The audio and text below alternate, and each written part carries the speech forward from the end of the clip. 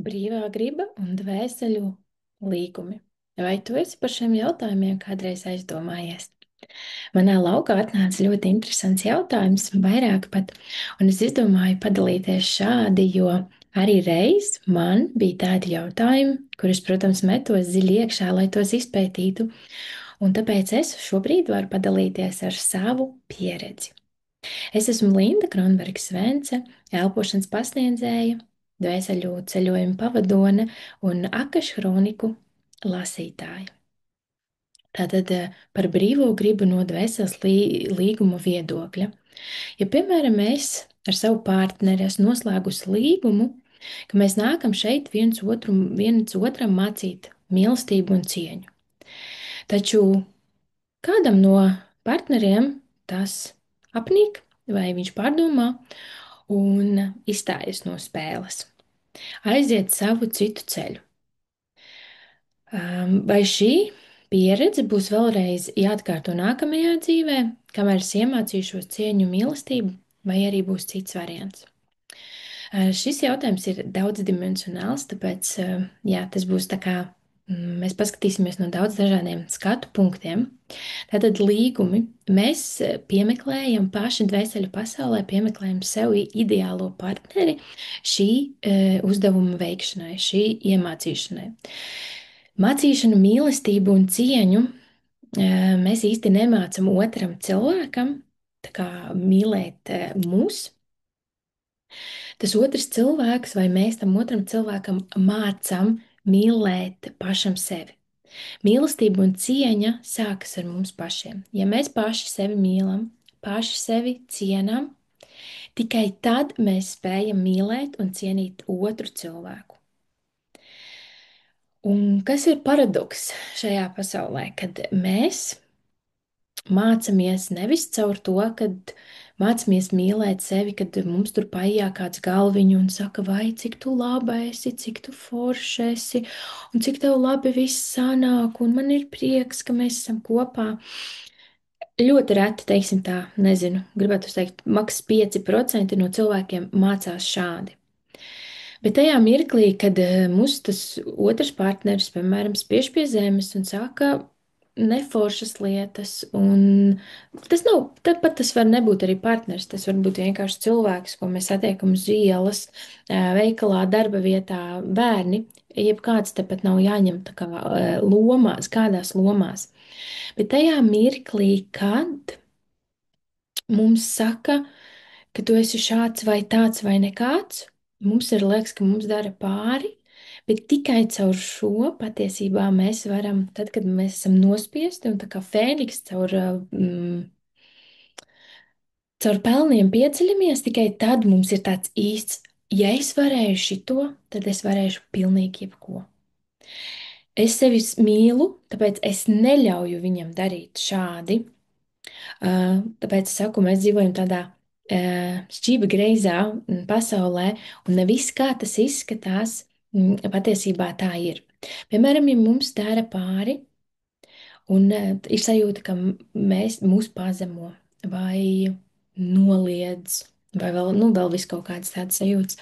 Tas nav tāpēc, lai parādītu, nu, tā kā viena lieta ir tas, lai parādītu, ka mūsos iekšā ir šī programma, šī pārliecība, bet patiesībā tas rāda, cik mēs patiesībā stipri esam. Ja tu vari to dzirdēt, to tu vari izturēt, tad tu vari piecelties kājās un pateikt, stop, tā nav taisnība, es tam neticu, un sākt dzīvot pavisam citā līmenī. Jautājuma turpinājums ir, vai ja man tas izbēsīja un es izstājos no spēles un aizēju citu ceļu? Rekur, tur ir interesants jautājums. Vai tiešām tu aizēji? Vai tu tiešām izstājies no dvēseles līguma, vai arī pieņem lēmumu, kas rada jaunu mācību virzienu tajā pašā līgumā? Vai ne? Šitā ir tēma, par ko ieteiktu aizdomāties. Vai tiešām tas tu tā kā pārtrauc, vai tu vienkārši paskaties no citas puses, no citu mācību stundu iedod? Otrs aspekts ir tāds aiziet prom, tas ir aiziet no attiecībām, piemēram, tad tālu jau īsti nekur netiks, jo nāks nākamais partneris, kurš mācīs tieši to pašu. Un kas ir būtiski, tā pirmā mācību stunda mums parasti ir ar pūciņu gar vaigu. Ej, klausies, mosties! Nākamā jau ir iespējams pļauka sejā. Eju, tu dzirdi, saproti, tu modīsies, tu darīsi, tu mainīsi kaut ko. Un trešā ir, kad varētu teikt, smagā mašīna. Smagā mašīna notriec mūs.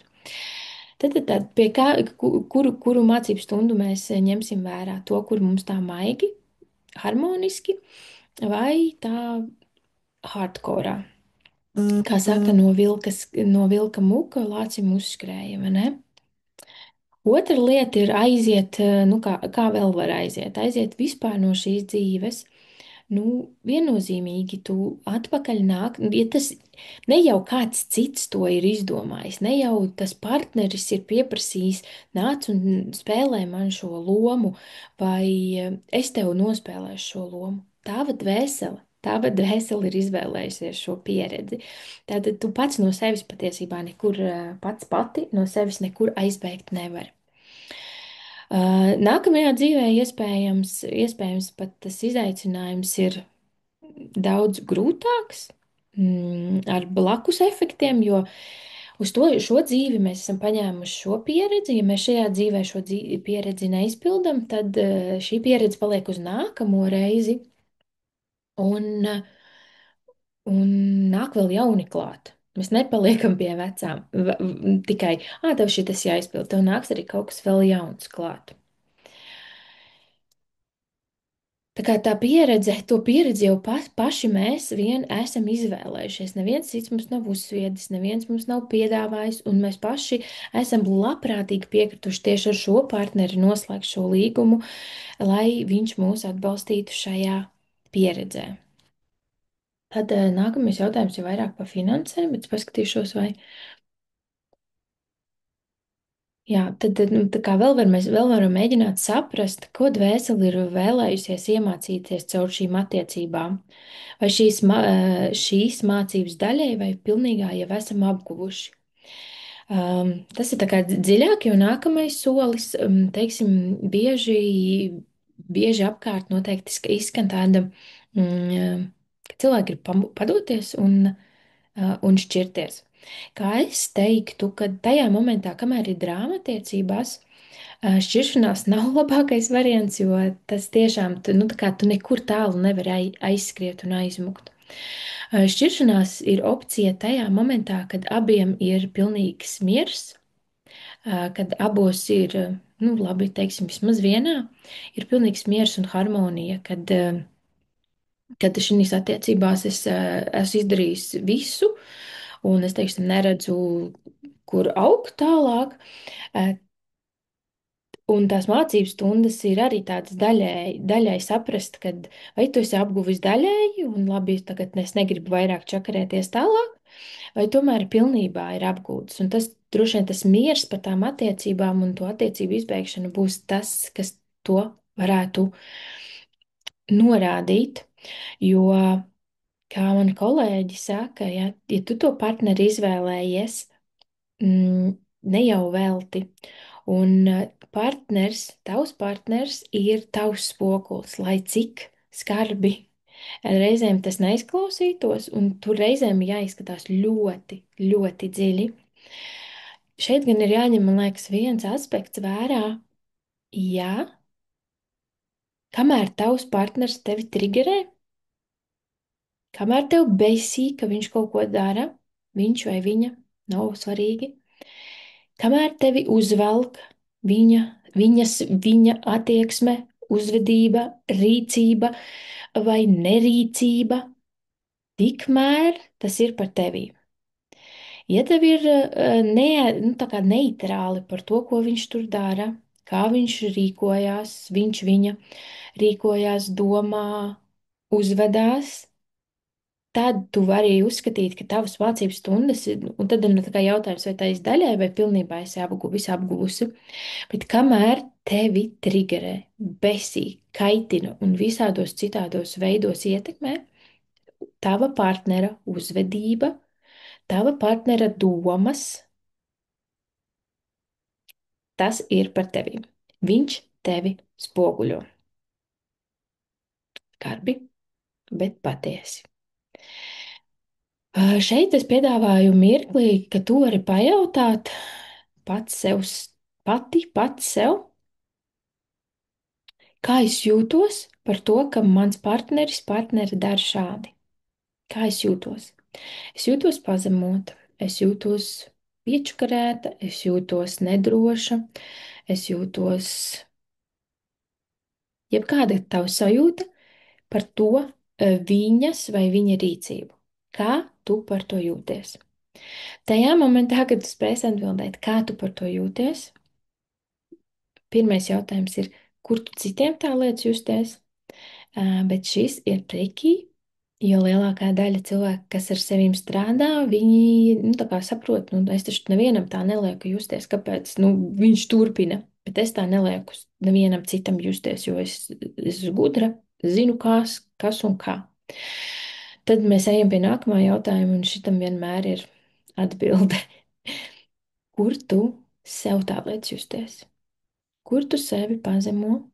Kur tu sevi noniecini, kur tu sevi nedzirdi, kur tu sevi neliec pirmajā vietā, kur tu sevi un to sajūtu, ko tu sajūti, kad partneri tā uzvedās.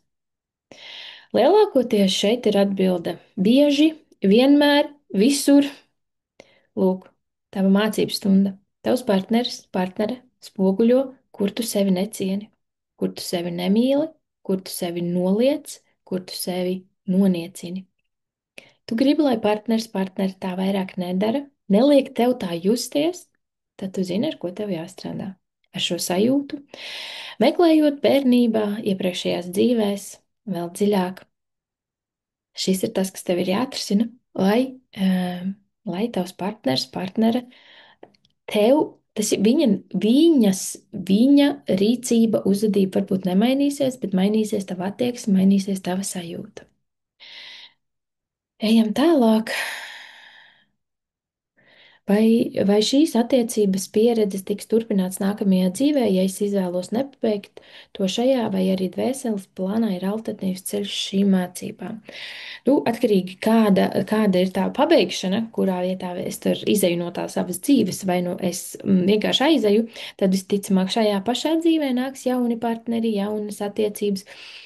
Kā es saku, no tēta, mammas mēs varam aizmukt, no brāļiem, māsām mēs varam aizmukt, no pārdevējām veikalā mēs varam aizmukt, no vīriem, sievām, partneriem mēs varam aizmukt, un tad nāk bērni.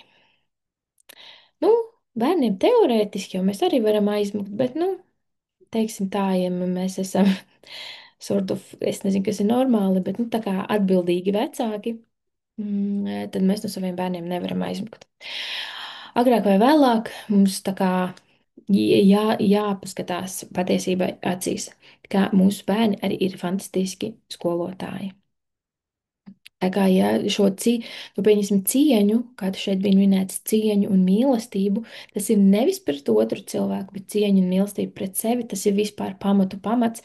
Savā dzīvē nekur tālāk netiksi, kamēr neiemācīsies mīlēt un cienīt sevi. Ne, nu, teiksim tā, tikt jau tiksim tālāk, bet man liekas, lielākās auzās, lielākos pārdzīvojumos, lielākos izaicinājumos, bet līdz harmoniskai dzīvei mēs īsti netiksim, ja mēs neiemācīsimies mīlēt un cienīt sevi visu pirmām kārtām. Un tas partners jau arī mums nemāca mīlēt viņu un cienīt viņu. Tas partners māca mīlēt mums pašiem sevi, cienīt pašiem sevi, un tad, kad mēs mīlam sevi un cienam sevi, mēs nevaram nemīlēt un necienēt arī apkārtējos cilvēkus.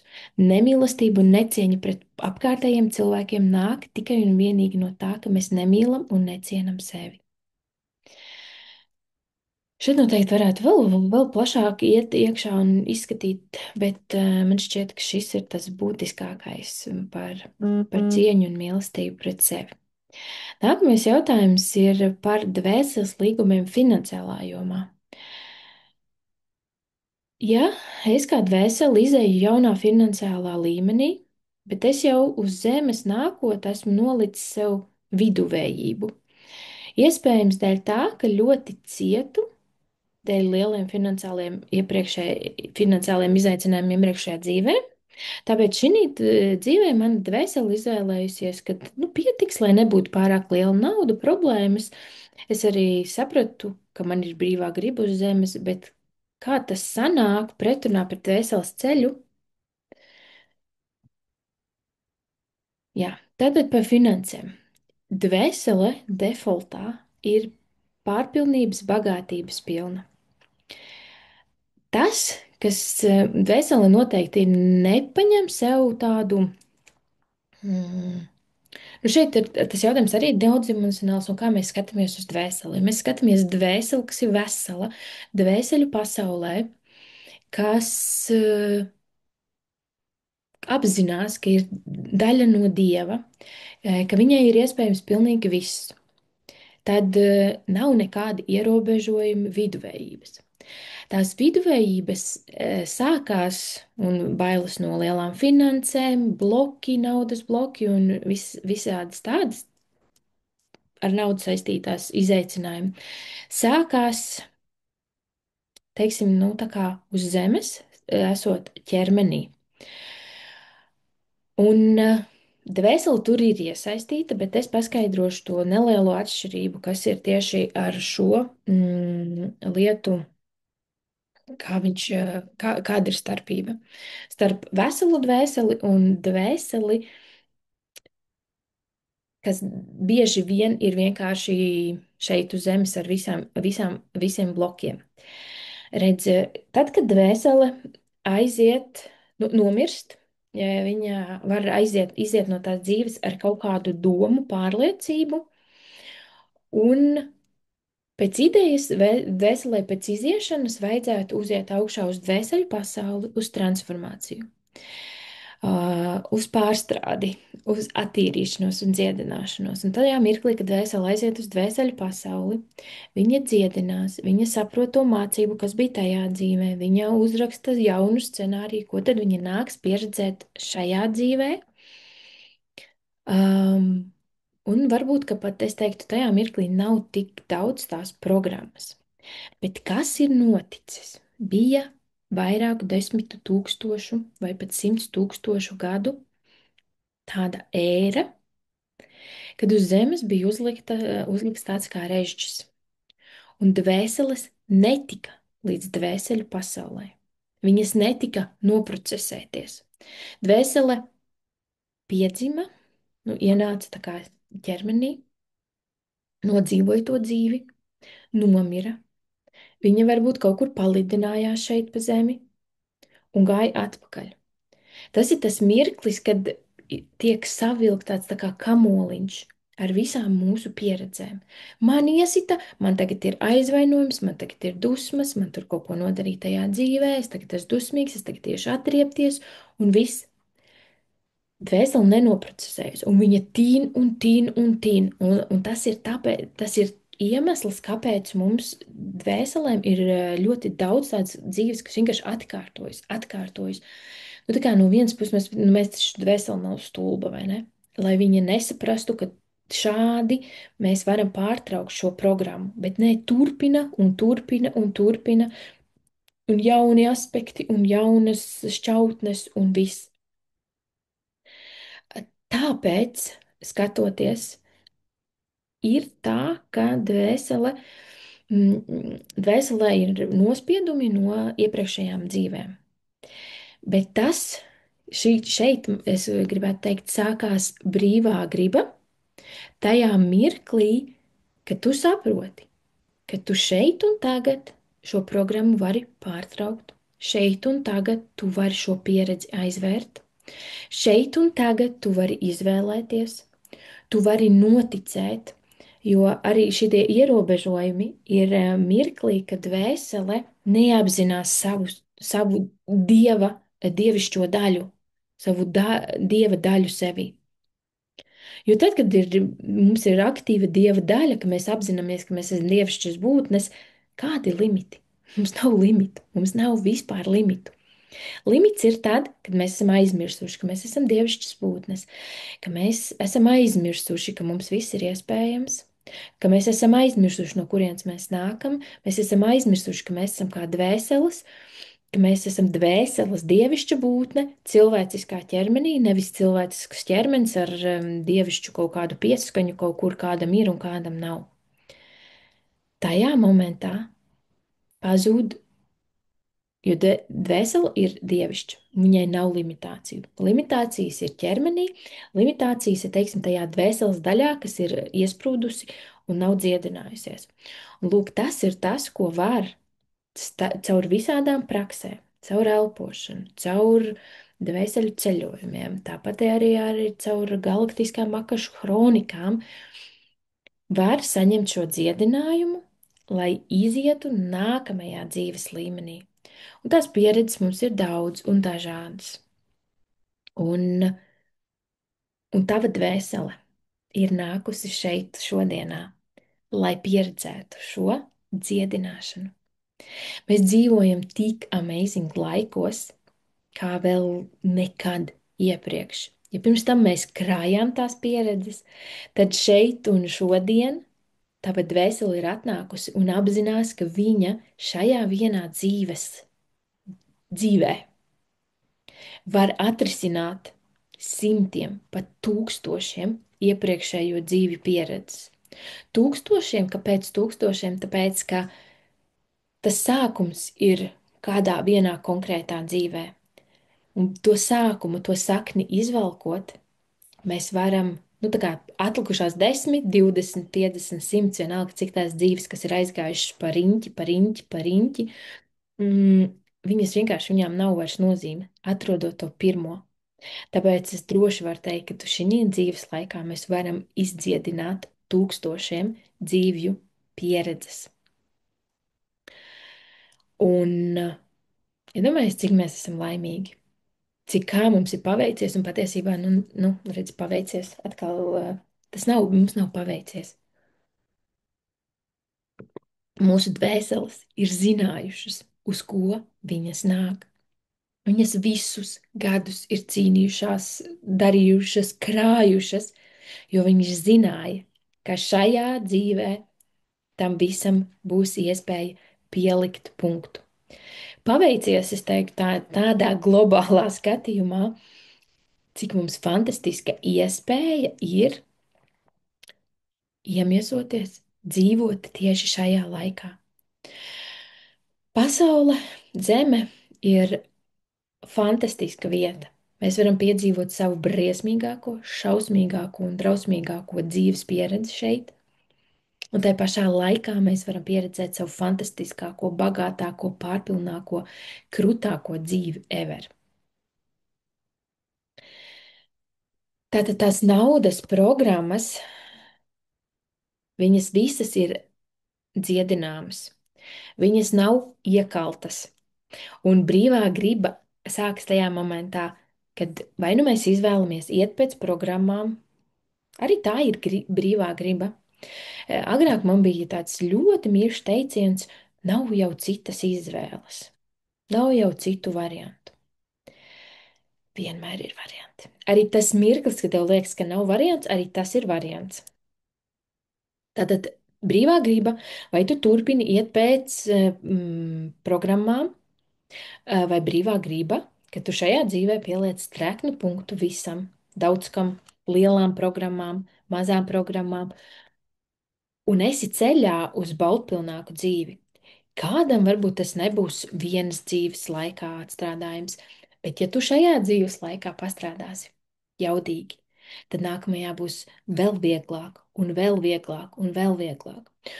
Vai tev ir bijis tā, ka tev ir tāda sajūta, ka kādam veicās vairāk, kādam veicās mazāk? Tas ir par to, ka iespējams iepriekšējā dzīvē viņš ir muguro neatliecis, strādājis, mēģinājis, nu, tā kā strādājis ar savām programmām vai strādājis ar ko vien varēja strādāt. Tāpēc šajā dzīvē viņam ir šajā jomā vai citā jomā veiksmīgāks viņš ir. Viņam ir vieglāk, jo viņš ir iepriekš. Varbūt, kad, pieņemsim, tas, kurš ir šajā dzīvē veiksmīgs, tur jūt, redz savas spējas un vēl visu kaut ko, tu nezini, cik gadus, varbūt 100 gadus viņš ir smagi pie tā strādājis, lai pieredzētu šajā dzīvē to skaistumu. Un tam, kuram nav, varbūt tik ļoti. Tas iepriekšējā dzīvē nav tik daudz veltījis laiku tam, lai strādātu. Bet tas nenozīmē, ka šajā vienā dzīvē tas, kurš mazāk darīs pirms tam, viņš var sasniegt tikpat labus vai pat labākus rezultātus šajā dzīvē, ar šī laika enerģijām, ar šī laika atbalstu, enerģētisko un iespējām. Tā kā tās ir tikai mūsu prāta limitācijas, cik mēs sevi ļoti ierobežojam. Un, jā, precizēšu, neviena dvēsele šeit nākot uz zemi nav nolikusi sev viduvējību. Pat ja ir, kur es saku, ka nav, bet, nu, ja kādam liekas, ka ir un ir kaut kāda tāda doma, pārliecība, pat ja ir, lūk, ir brīvā griba, kur tu vari savu viduvējību pārgriezt uz otru pusi un kļūt bagāts, pārticīgs. Un ja tā, nu, tā kā defaultā, ja mēs paskatāmies, ja ir tā viduvējība, tas ir tikai tāpēc, lai tev parādītu, ka tev ir šī viduvējības programma. Ka tu nevari būt labākais, jo tev ir bail. Tu nevari būt bagātākais, jo tev ir kaut kāda programma. Bet tas nav akmenī iekalts, un tas nav pret dvēseles ceļu, jo dvēsele šeit uz zemes nāk pieredzēt pieredzes. Ja viņi ir, nu, tā kā tu jau esi šeit pieredzējis savu viduvējību, ok, es saprotu, pieredzi pieredzēt, un tā pieredze, kas ir pieredzēta, mums vairāk nekad nav jāpieredz. Mēs varam iet jaunās pieredzēs. Un tas ir tas, ko es saku bieži, ja mēs paskatāmies atpakaļ, kādos laikos mēs dzīvojam. Akmens laikmetā, ledus laikmetā, tur vikingu laikos un PSRS laikos un vēl visādos karos un trūkumos, viduslaikos un vēl tik nezinu kādos laikos, kas nav bijuši tie skaistākie. Tad paskaties, to visu mēs vienkārši paņemam kā pieredzi, atlaižam, un šodien mēs ejam un izvēlamies tās gaišās, tās foršās pieredzes, kuras mums līdz šim nav bijis jāpieredz. Vai nav forši? Cik daudz patiesībā smagi gadi ir aizgājuši aiz muguras, kādas drausmīgas pieredzes ir aiz muguras, bet labā ziņa ir tāda, ka mums tas vairāk nav jāpieredz. Mēs pieredzam, sakrājam to pieredzīti, pieliekam punktu. Jā, tas, kas mums ir jāizdara, mums tās dzīves jāizver. Mums tās pieredzes ir jāizdziedina un jāizver.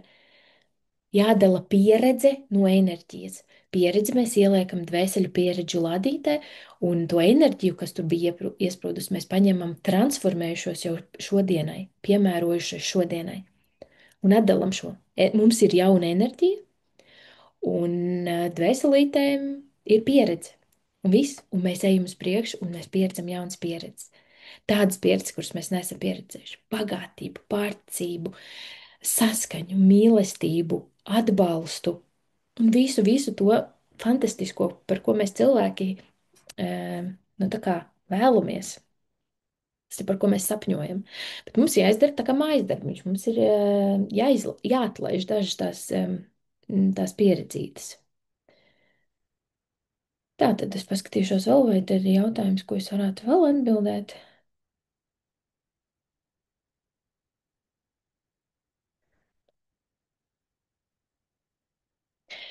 Vai manas vēlmes pēc pārmaiņām ir pretrunā ar dvēseles ceļu, vai tās tieši norāda, ka esmu gatavs iet nākamajā līmenī?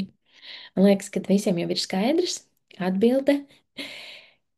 Ja tavai dvēselē ir vēlmes, ja tu izjūti vēlmi pēc pārmaiņām, tas nav tāpēc, ka tas ir pretrunā par tavu dvēseles ceļu. Tas ir tāpēc, ka tas norāda, ka tu vari labāk, tu vari skaistāk, tu vari būt drošāk, tu vari plašāk šeit un tagad.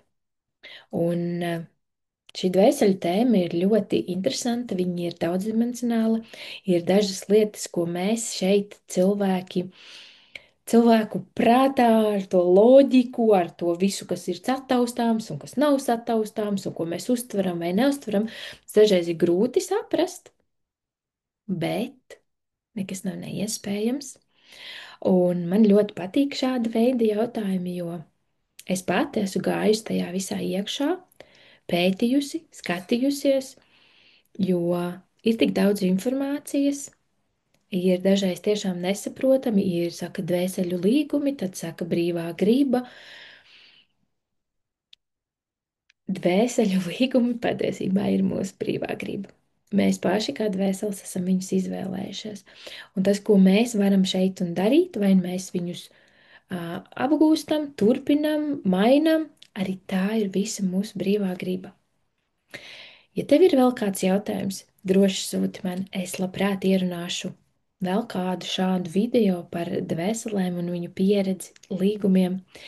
Man ir diezgan plaša pieredze gan caur rakašu kronikām, gan caur dvēseli ceļojumiem pavadot, tāpat arī caur elpošanu. Tā kā nav jautājumi, nav dumju jautājumu, nav stulbu jautājumu. Un, ja ir jautājums, tad atbild atnāks. Lai tev fantastiska šī diena!